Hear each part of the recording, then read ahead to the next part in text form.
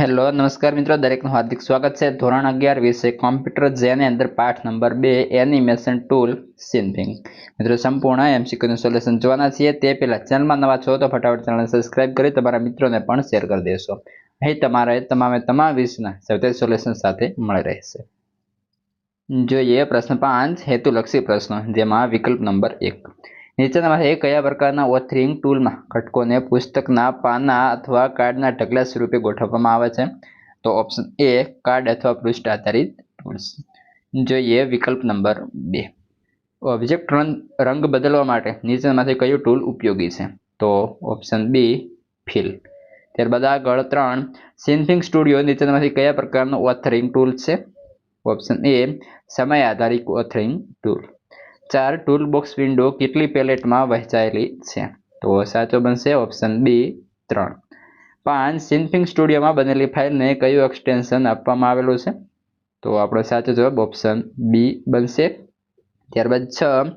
કઈ પેનલ પસંદ કરવા લેયરના પ્રાંચલ દર્શાવે છે? તો ઓપ્શન બી હારાંશ. વિકલ્પ નંબર 7.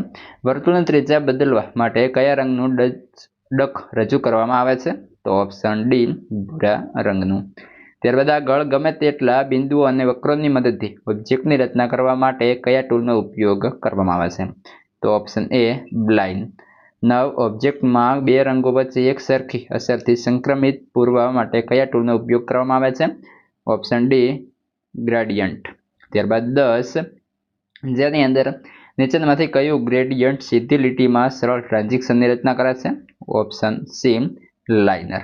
મિત્રો અમારા વિડીયો તમને સારા લાગે છે તો લાઇક, કોમેન્ટ અને શેર પણ કરતા રહેશો. ચેનલને ખાસ સબસ્ક્રાઇબ કરી દેશો. મિત્રો જોઈએ પ્રશ્ન નંબર 11. ઓથરવેર અને આઇકન ઓથર કયા પ્રકારના ટૂલ્સ છે?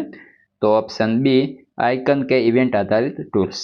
12. પરંપરાગત હસ્તનિર્મિત એનિમેશન બનાવવા માટે નીચેમાંથી કયું એનિમેશન સોફ્ટવેર ઉપયોગી છે?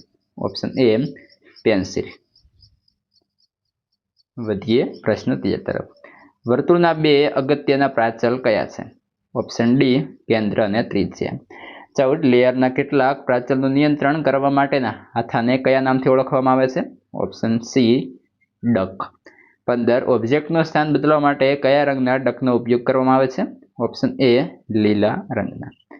16. નીચેનામાંથી કઈ ક્રિયા દ્વારા લેયરની દૃશ્યતા નિયંત્રિત કરી શકાય છે? Option A opacity. ત્યારબાદ વિકલ્પ નંબર 17 અને અંતિમ વિકલ્પ છે, જેને ટેક્સ્ટ લેયરની રચના કરી લખાણ ઉમેરવા માટે કયું ટૂલ ઉપયોગી છે? Option B text. મિત્રો આ હતા સંપૂર્ણ એમસીક્યુ. હવે આગળના પાઠના એમસીક્યુ અને સૌથી સોલ્યુશનને ઉપરાંત વોટ્સએપ અને ટેલિગ્રામની લિંક આ વિડીયોના ડિસ્ક્રિપ્શનમાં મળી જશે.